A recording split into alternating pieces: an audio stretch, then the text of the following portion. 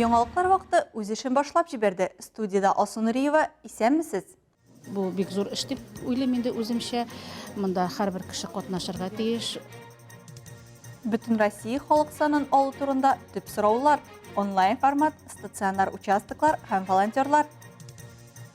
Здесь ключевой заказчик компания «Татнефть». Собственно, проект реализуется при ее поддержке. Тиздән әлбәттә карандашлар белән тартма яки чәчәк палитрасы хәтерләтәчәк бина барлыкка киләчәк.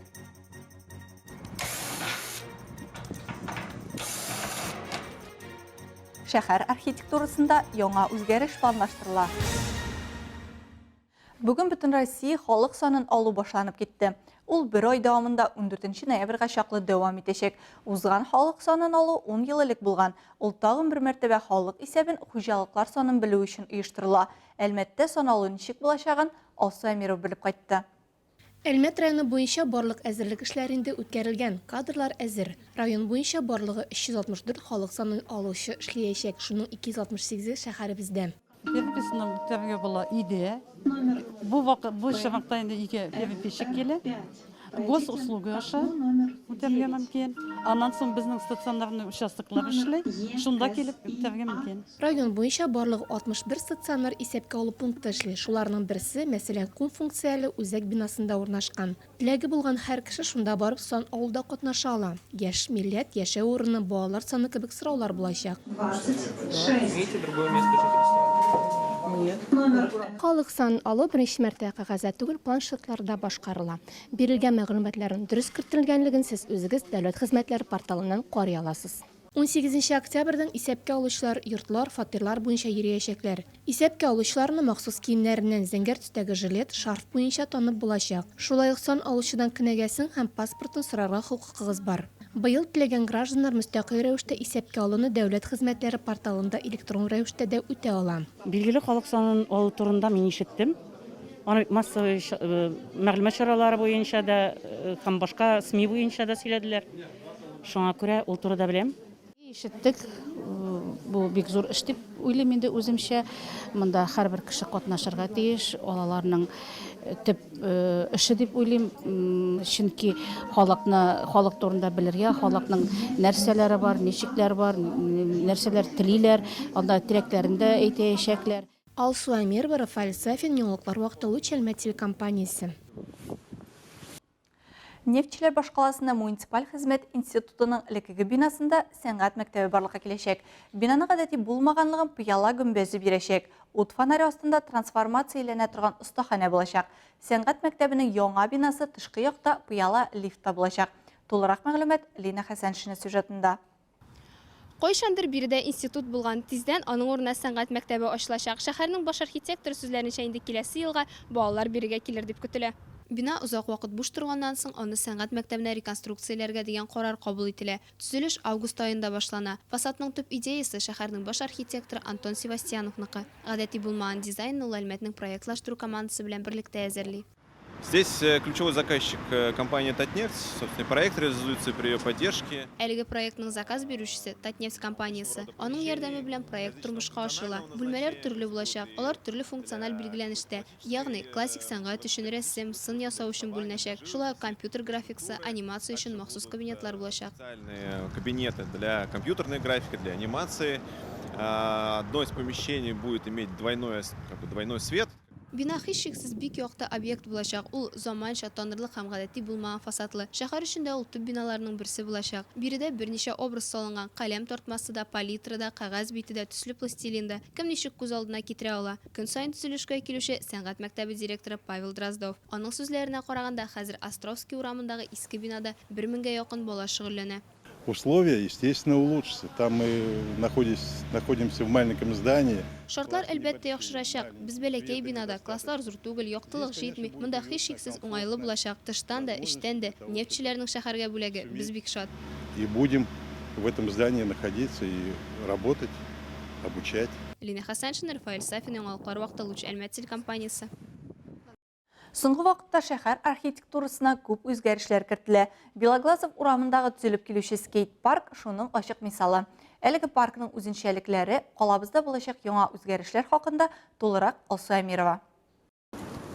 Әлеге проект өстендә шәһәребезне мураллар белән бизәп үзелешен керткән Санкт-Петербург шәһәре стрит-артны тикшерү институты эшли. Бу скейт-паркның киләчәктә нинди булачагы турында проектны башкаручы продюсеры Мария Корчинова сөйләде. У нас есть территория, которая принадлежит ПТС. Безнең буш АПТС территориясе бар. Татнефть компаниясе аны төзекләндерергә, шәһәр халкы шәһәр кунаклары өчен җәмәгать тирәлеге ясарга карар кылды. Шуңа күрә без Татнефть инициативасы буенча индустриаль сквер проектын эшләдек. Индустриального сквера. Монда яшел үләннәр зонасы да каралган, ләкин ул без гадәтләнгән гөлчәчәк яки башка чәчәк клумбасы булмаячак. Заложен большой смысл. Это будут дикоросы. Бу эшкә олы мәгънә салынган. Монда Татарстан, Әлмәт тирәлегендә үсүче кыргый үлән зонасы булачак. Алар 2020 елның экспедиция вакытында җыелган иделәр. Соңыннан алар махсус питомникта монда утыртыр өчен үстерелделәр. В питомнике специально для того, чтобы их здесь посадить. Бу территория буенча сары торбалар үтә. Шуңа күрә эскәмияләр, торбалар барысы да шушы үтүче газ торбасы концепциясендә булачак. Монда велосипедта йөрү зонасы да каралган. Татнефть компаниясе һәр регионыбызда яшәүче һәр буынга уңайлыклар тудыру өстендә күп эшләр башкарды һәм башкара. Яшьләрнең кызыксынуларын исәпкә алып, әлеге территорияны скейт-парк итәргә карар кабул ителә дә инде. Төзелеш 1 сентябрьдә башлана. Бу эшне ил буенча скейт-паркларын оста төзүчеләр рәтендә булган Карамс дигән командага йөклиләр. Сейчас у нас проходит первый этап. Хәзер безнең беренче этап бара. Шушы мәйданда киләсе эшләрне башлар өчен без бетон нигез ясыйбыз. Скейт-паркның мәйданы 1200 квадрат метр, бетон белән без 1500 квадрат метр мәйданны түшәдек. Площадки непосредственно в этом участке. Төзүчеләр эшләрен салкыннарга хәтле башкарырга җыеналар. Калган эшләр киләсе елны дәвам ителәчәк, диде проект кураторлары. Индустриаль паркның ачылышы 1 июньгә планлаштырылган. Алсу Амирова, Милена Валеева, Рафаэль Сафин, яңалыклар вакыты Луч Әлмәт телекомпаниясе. Авыл җирлегендә белем бирүнең сыйфаты, транспорт куркынычсызлыгын тәэмин итү, балаларны мәгариф учреждениеләренә алып баруны оештыру дәүләт һәм муниципаль хакимият органнарының төп бурычларының берсе. Бу хакта Татарстан президенты Рөстәм Миңнеханов мәктәп автобуслары ачкычларын тапшыру тантанасында белдерде. 14 октябрьдә Татарстан президенты Рөстәм Миңнеханов Татарстан муниципалитетларына мәктәп автобуслары тапшырды. Бүген безнең республикада 810 транспорт чарасы исәпләнә. Алар балаларны мәктәпкә 861 маршрут буенча алып бара һәм аларның саны арта бара. Федераль программа ярдәмендә 120 автобус алу мөмкинлеге туды. Аларның 70-е бүген үк файдалануга тапшырылачак, диде Татарстан президенты. Муниципалитет башлыклары алган яңа автобуслардан Әлмәт районы 3-се тапшырылды. Барлык мәктәп автобусларында да ГЛОНАСС бердәм дәүләт мәгълүмат системасының спутник навигациясе системасы бар. Заманча газельләр үзен пассажирлар өчен ышанычлы һәм уңайлы транспорт чаралары буларак танытты. Машиналар балаларны йөртү өлкәсендә барлык куркынычсызлык таләпләренә җавап бирә. Соңгы 3 елда муниципалитетлар автобус паркын яңарту кысаларында 352 яңа мәктәп автобусы алды. 118-е федераль акчалар һәм 234-се республика акчалары хисабына. Алия Байрамалова, яңалыклар вакыты, Луч Әлмәт телекомпаниясе. 20 октябрьдә кеше хокуклары буенча вәкаләтле вәкил Татарстан Республикасы хәрби комиссариаты белән берлектә кайнар линия үткәрә. Анда хәрби хезмәткә чакырылганда гражданнарның хокукларын үтәү мәсьәләләре каралачак.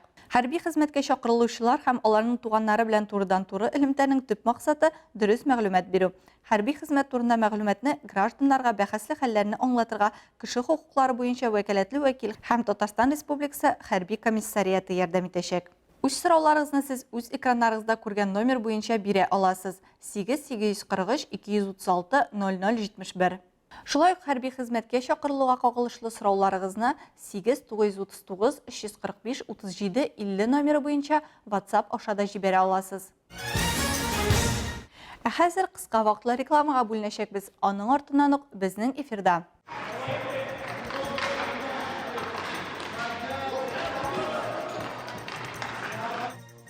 Күркәм традиция дәвамлы булсын. Азнакайда янәдән хоккей буенча өйрәнүләр башланды. Ул миңа охшый, мин һәрвакыт соревнованиеларга йөрим, яратам ул спортны. Мөмкинлекләре шикле булса да, сәләтләре шиксез. Мирас спорт сауыктырыш комплексында боччи ярышы.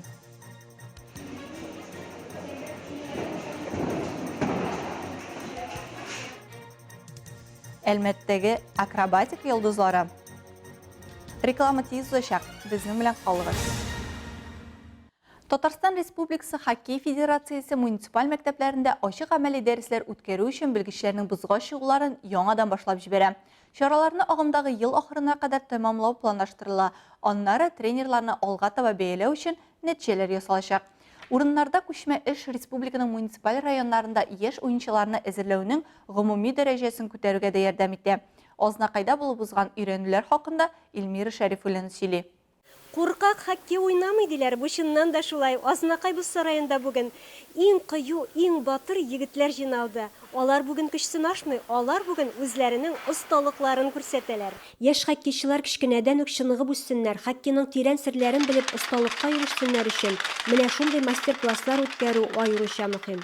Академия Акбар совместно с Федерацией хоккея Республики Татарстан.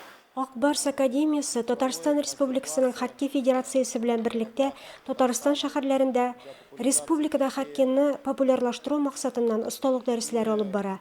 2 көнлек без монда килеп тренерлар белән очрашкан идек инде.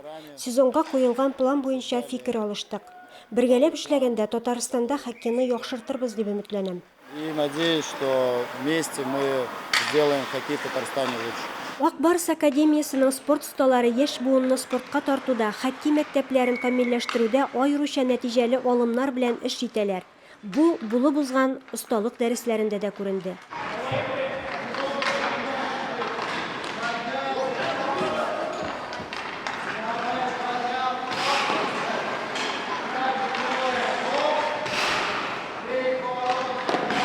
Хоккей тәвәккәлләр уены. Ул чыдамлык та, осталык та таләп итә. Конечно, главной целью является это популяризация хоккея. Төп максатларның берсе булып балаларда спортка мәхәббәт тәрбияләү. Балалар спортны онытмасыннар иде. Регионда хоккейны ничек яраталар, алар да шулай яратсыннар иде. Айрым методика буенча уенчылар белән шөгыльләнүләр алып барабыз. Мондый чараларны Хоккей Федерациясе белән берлектә оештырабыз. Күнегүләр вакытында 25 яшь үсмер хоккейчыбыз тәҗрибәле тренерлар аша боз өстендә ничек үзеңне тотарга, кәшәкәләр һәм алка белән оста хәрәкәтләнергә, капкада саклау чараларына ничек ирешергә һәм башка алымнарны өйрәнделәр. Спорт мәктәпләре өчен мондый осталык дәресләре һәр яңа сезонда үткәреләчәк. Илмира Шәрифуллина, Рөстәм Әкбәров, яңалыклар вакыты, Луч Әлмәт телекомпаниясе. Әлмәттә мөмкинлекләре шикләнгән балалар арасында бочча буенча турнир узды. Бочча уены тамырлары белән Рим империясе дәвереннән, ул төгәллек уены. Мирас спорт сауыктыргыч комплексында узган бочча буенча бәйгедә Лина Хәсән шәндә булып кайтты. Бочча өлкәннәрне дә, балаларны да җәлеп итә. Нефтчеләр башкаласында соңгы елларда актив рәвештә үсә торган паралимпия спорт түре булып тора. Бу юлы бочча уенын аяк-куллары авыру булган балалар арасында оештырдылар. Сегодня пришли у нас... Күпчелек балалар ДЦП диагнозы белән инсульт кичерүчеләр. Биредә 20дән артык бала. Более 20 детей. Категории БЦ1, БЦ2, БЦ3 и БЦ4. Василий Архипов сүзләренчә, бочча буенча ярышлар ай сайын уздырыла. Уенның аслы Актуп янында күбрәк зәңгәр тупларны җыю яки кызылларны. Бочча барлык кешеләрдә шөгыльләнә ала торган бик аз спорт төрләренең берсе. Уенның аслы чират буенча тупларны ыргытып, ак старт линиясыннан аларның арасын аз калдыруда. Бочча уйный башласаң туктап булмый дип сөйли 14 яшьлек катнашучы Мәрьям Гыйбадуллина. Мондый ярышларда аның җиңү яулаганы бар. Бүген тагын үзенең осталыгын күрсәтергә тели. Кыз ярышларда көндәшлек атмосферасы юк, киресенчә бердәмлек алга чыга ди. Я занимаюсь боча где-то 6 лет, наверное, если не ошибаюсь. 6 ел тирәсе шөгыльләнәм. Бу спорт төре бик ошый. Тупны ыргытканчы ничек атсам яхшырак булыр? Акка якынрак итеп ничек ыргытырга дип уйлыйсың. Ярышларга шатмын. Бу дуслар белән очрашу, бергәләп утырып сөйләшү мөмкинлеге бит. Поболтать, посидеть, поддержать их, когда им нужна поддержка твоя. Кыз күбрәк йөзү белән шөгыльләнүен яшерми. 14 яшьлек Рамазан Хуҗин бочча белән Мәрьямнән 1 елга азрак шөгыльләнсә дә, Россия җыелма командасы составында Татарстан Әлмәт донын яклый. 5 ел точно шөгыльләнәм мин бу вид спорты белән. Ул миңа охшый. Мин һәрвакыт соревнованиеларга йөрим, яратам ул спортны. Лина Хәсән, Айдар Кәбиров, яңалыклар вакыты, Луч Әлмәт телекомпаниясе. Ел сайын Әлмәттә спортка җәлеп ителә торган балалар саны арта бара. Үсеп килүче буын үз күнекмәләрен камилләштереп, төрле юнәлешләрне үзләштерә. Безнең төшерү төркеме акробатлар тренировкасында булып кайтты. Тулырак алдагы материалда. Әлмәт акробатика үзәгендә балаларны 3 яшьтән башлап кабул итәләр. Яшь үзенчәлекләре буенча кечкенә балалар сыгылмалы һәм пластик. Әмма бу акробатикада уңышка җиңел ирешәчәк дигән сүз түгел. Һәр казаныш артында авыр тренировкалар тора. Этот спорт развивает большую мышечную. Бу спорт мускул өчен чыдамлылыкны үстерә. Миңа барыннан да бигрәк безнең ярышларга чыга торган сәфәрләр ошый. Больше всего мне нравится, когда мы ездим на соревнования. Акробатика үзәгендә тәрбияләнүчеләр арасында дөнья беренчелеге призерлары, Россия чемпионнары, ил җыелма командасы әгъзалары, спорт мастерлары һәм кандидатлар бар. Әлмәт акробатлары ярышларда һәр ай саен катнаша. Күптән түгел генә алар Горно Алтайдан кайттылар. На всероссийских соревнованиях участвовало всего 360 участников из Россия ярышларында 19 шәһәрдән барлыгы 360 катнашучы катнашты. Әлмәттән 17 спортчы көч сынашты. Алар төркем акробатикасында катнашалар. Бездән барлыгы 7 состав бар иде. 7 составтан 5 алтын, 1 көмеш һәм 1 бронза медаль бар. Одна серебряная медаль и одна бронзовая медаль. Ярышлар вакытында шәһәрләр буйлап сәяхәт итү мөмкинлеге Злата Басоринага бик ошый. Һәр сәфәр аңа бик күп тәэсирләр һәм яңа белемнәр бүләк итә. Здесь очень оригинальные элементы, много куда ездим. Если куда-то ездим, то Монда без бик үзенчәлекле элементларны башкарабыз. Төрле җирләргә ярышларга барабыз. Кая да булса барсак, біз яңа урыннарны, һәйкәлләрне карарга яратабыз. Күптән түгел Горно Алтайга бардык. Анда бик матур таулар һәм Катун елгасы бар иде. Гомумән, бөтен җирдә дә бик матур. горы, река Катунь тоже очень красивая. Кызның планында спорт мастеры булу. Әлегә аның нәзик җилкәләре артында бик күп ярышлар, җиңүләр һәм төрле бүләкләр. Если моя память мне не изменяет, то у меня 34 медали. Пар акробатика ышанычка нигезләнә. Партнерга ышаныч булу, җаваплылык, партнерны туярга һәм аңларга тырышу. Булар барысы да һәр уртак элементны үтәгәндә бик мөһим. То есть занимаемся в паре, у нас групповая поддержка.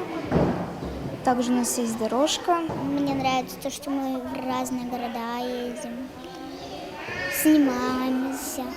Хәзерге вакытта Әлмәт акробатика үзәге 250-гә якын яшь спортчыны берләштерә. Алар белән берничә тренер шөгыльләнә. Алсу Нуриева, Вероника Рябова, Рафаэль Сафин, Яңалыклар вакыты, Луча Әлмәт телекомпаниясе.